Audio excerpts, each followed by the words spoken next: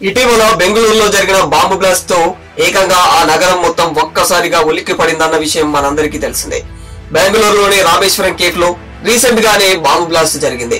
ఇక ఈ బాంబు దాడిలో ఎంతో మంది తీవ్ర గాయాల పాలు అయ్యారన్న విషయం కూడా తెలిసిందే. అయితే ఈ బాంబు దాడి జరిగిన సమయంలో అటు రామేశ్వరం కేఫ్ లోనే ఉన్న 24 ఏళ్ల ఓ యువకుడు మాత్రం ఏకంగా ప్రాణాపాయం నుంచి తప్పించుకోగలిగాడు. తాను ఇలా బాంబు పేలుడు ప్రమాదం నుంచి తప్పించుకోవడానికి కారణం తన తల్లి నుంచి వచ్చిన ఒక ఫోన్ కాల్ అని ఇటీవల అసలు విషయాన్ని చెప్పుకొచ్చాడు సదరు యువకుడు. అయితే సాధారణంగా తల్లి పిల్లలకు జన్మనివ్వడమే కాదు, ఎప్పుడు కంటికి రెప్పలా కాచుకుంటుంది.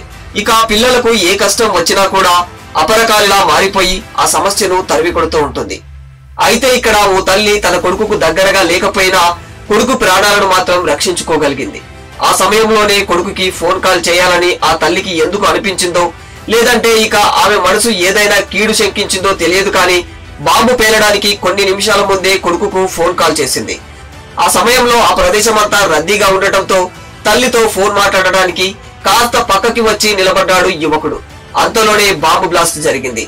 ఇలా ఆ తల్లి తన కొడుకుకి దగ్గరగా లేకపోయినా ఫోన్ కాల్ ద్వారా ప్రాణాలను కాపాడుకుంది. అయితే సరిగ్గా బాంబు పేలడానికి 10 నిమిషాల ముందు తన తల్లి నుంచి ఫోన్ కాల్ రావడం, కేఫ్ నుంచి 10 మీటర్ల దూరం వెళ్లడం, ఇక ఆ సమయంలోనే బాంబు పేలడంతో భయభ్రాంతులకు గురయ్యాడట ఆ యువకుడు.